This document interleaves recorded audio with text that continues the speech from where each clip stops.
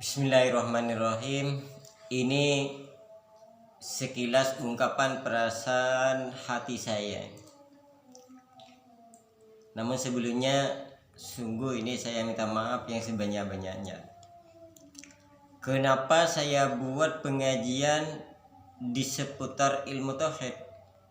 Ini diawali dengan saya pernah mendengar fatwa ulama itu bahwa manusia ini seandainya tidak ada ilmu tauhid, manusia ini rusak. Seandainya tidak ada ilmu tauhid, manusia ini rusak. Terus saya temukan hadis Nabi, bunyinya begini. Ya'ti 'alan nasi zamanun la yamqa minal Islam illa ismuhu wala minad din illa rasmuhu. Satu zaman nanti, kata Nabi, satu zaman nanti Islam hanya tinggal namanya, agama tinggal tulisannya. Nah, berangkat dari pemikiran-pemikiran ini, ternyata saya zaman ini sudah banyak saya temukan kebohongan, kebatilan, saling merebut kekuasaan, saling merebut di depan, yang ujung-ujungnya semua kelakuan itu memang direncanakan, membodohi orang lain, membodoh-bodohi, membiarkan. Jadi saya banyak temukan itu bukan hanya di kalangan menengah ke bawah, terkadang saya temukan itu di kalangan menengah ke atas. Artinya terkadang itu dilakukan oleh orang-orang yang punya ilmu. Nah, karena temuan-temuan seperti ini akhirnya saya mempunyai rencana dan gagasan untuk membuat pengajian di seputar ilmu tauhid. Tujuannya yang pertama, saya memakai istilah pengedaran ilmu, atau tujuan saya menyumbangkan ilmu. Dengan ilmu tauhid ini semoga akan mampu, walaupun tidak menghentikan, setidaknya bisa mengurangi. Berangkat dari tujuan inilah saya, walaupun sebenarnya saya juga tidak tahu, walaupun sebenarnya saya masih banyak kekurangan, tapi saya paksakan berusaha dalam rangka untuk menyelamatkan manusia. Kalau merujuk pada ayat Allah, ku anfusakum wa ahlikum nara, ini berarti yang punya ilmu itu memang sudah punya kewajiban untuk menyelamatkan manusia. Kalau merujuk pada hadis Nabi, utlubul ilma minal mahdi ilal lahdi, ini kewajibannya orang yang tidak punya ilmu itu mempunyai kewajiban untuk mencari ilmu. Apa yang saya temukan di akhir-akhir zaman ini banyak sekali penggeseran nilai-nilai iman dan takwa. Jadi keadaan zaman yang semakin maju, tapi dari segi agama iman dan takwa yang turun.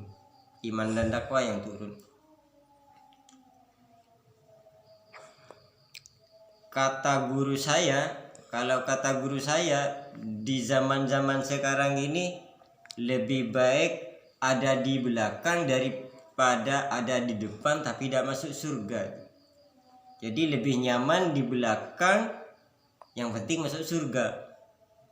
Begitu juga pepatahnya.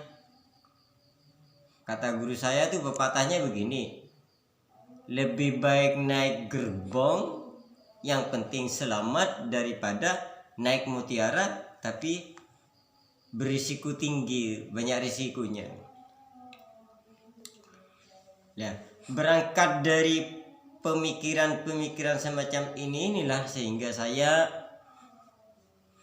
walaupun masih banyak sekali kekurangan, saya memaksakan berusaha mengangkat pengajian ini sampai ke YouTube agar beredar, agar banyak yang mendengarkan, dengan harapan walaupun tidak menghentikan tapi setidaknya untuk mengantisipasi keadaan zaman ini, yang mana zaman ini kata Nabi itu hanya tinggal Islamnya, iman sudah mulai kurang, iman mulai turun. Yang kedua, saya ingin menyampaikan kepada, namun sebelumnya minta maaf ya, ingin menyampaikan juga kepada orang-orang yang ada di bagian belakang, yang ada di bagian belakang, diibaratkan madrasah, jadi murid atau wali murid itu jangan sampai menjadikan sesuatu yang kecil sehingga menjadi besar, yang membuat perpecahan. Sekarang banyak terjadi wali murid dengan pengasuh, wali murid dengan guru, itu perpecahan banyak itu. Sebenarnya ini sangat mengurangi akhlak atau tradisi berguru. Ini tradisi berguru sangat mengurangi nilainya. Ini dikarenakan sebenarnya ada pihak ketiga yang sengaja menghancurkan tatanan yang sudah mapan. Nah, saya melihat kejadian seperti ini saya tuh mengingatkan juga kepada, maaf sebelumnya, bagi orang-orang yang ilmunya masih tingkat bawah gitu. Kenapa saya paksakan untuk mengatakan seperti ini? Sebenarnya tidak enak juga ini saya, tapi ini saya paksakan. Dalam kehidupan atau dalam menjalani sebuah perjuangan, orang yang di depan itu problemnya itu macam-macam, kepentingannya banyak, problemnya macam-macam.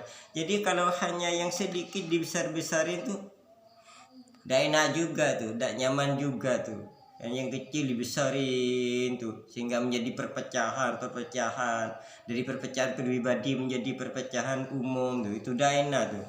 Risiko pada agama itu. Kalau boleh saya ingatkan tuh begini. Kalau menurut saya, kehidupan orang yang sedang dalam perjuangan itu jangan dinilai kejelekannya. Karena namanya manusia, tidak pernah itu perjalanannya, tidak pernah ketemu dengan yang jelek, tidak ada tuh. Hanya Rasul yang dimaksum itu, karena memang dijaga oleh Allah itu. Coba kita ingat bagaimana perjalanan Isra Mi'raj Nabi. Isra Mi'raj Nabi yang ditampakkan oleh Allah kepada Nabi Muhammad SAW itu bukan hanya yang baik,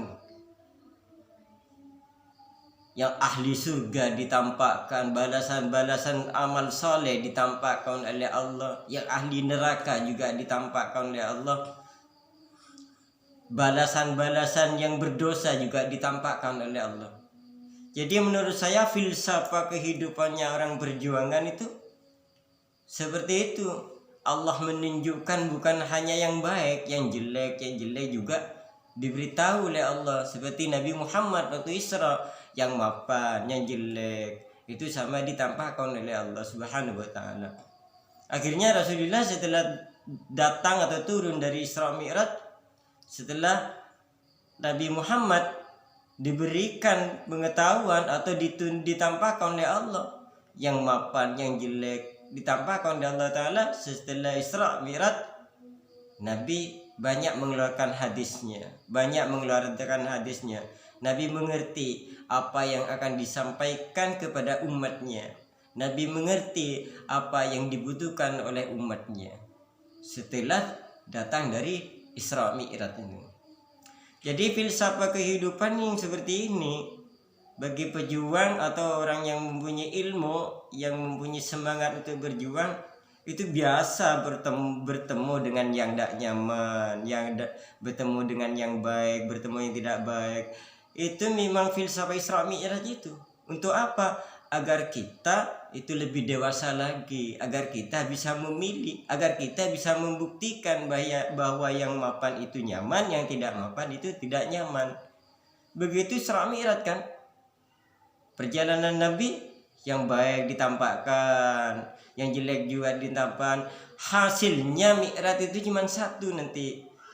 Rasulullah diperintah melaksanakan sholat. Begitu juga orang-orang yang sedang berjuang ini.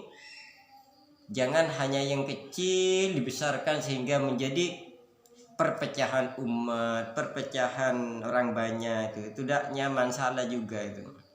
Jadi lebih baik nilailah kebaikannya tuh. Nilailah kebaikannya agar perjalanan perjuangan, perjalanan keagamaan ini terus mapan tuh. Wa'tasimu bihablillahi jami'an wala tafarraqu, jangan pecah-pecah, jadi supaya tidak pecah. Jangan yang kecil dibesarkan. Sekarang kan akibat iman yang kecil ini, akibat tradisi guru yang sudah tidak mapan ini kan sekarang banyak para guru yang difitnah, para guru yang dicaci maki banyak. Nah, semoga apa yang saya sampaikan ini menjadi sumbangan sebuah pengalaman kepada semuanya. Dan harapan saya juga bagi semua yang telah mendengarkan pengajian saya itu, semoga Allah memberikan hidayahnya sehingga apa yang saya sampaikan itu bisa menjadi, anggaplah, bimbingan ke dalam hati agar bisa mendapatkan hidayah dari Allah Subhanahu wa taala. Saya juga berdoa semoga bisa mencapai Rabbana hab lana min azwajina wa dzurriyyatina qurrata ayunin waj'alna lil muttaqina imama. Kita, anak-anak kita, keluarga kita, masyarakat banyak semoga menjadi orang-orang yang bertakwa. Dan juga dari saya nih, semoga Allah menilai apa yang sudah saya lakukan ini, Allah mencatat termasuk sebuah perjuangan, dan semoga diterima oleh Allah Subhanahu wa taala. Amin amin ya rabbil alamin. Akhiran, assalamualaikum warahmatullahi taala wabarakatuh.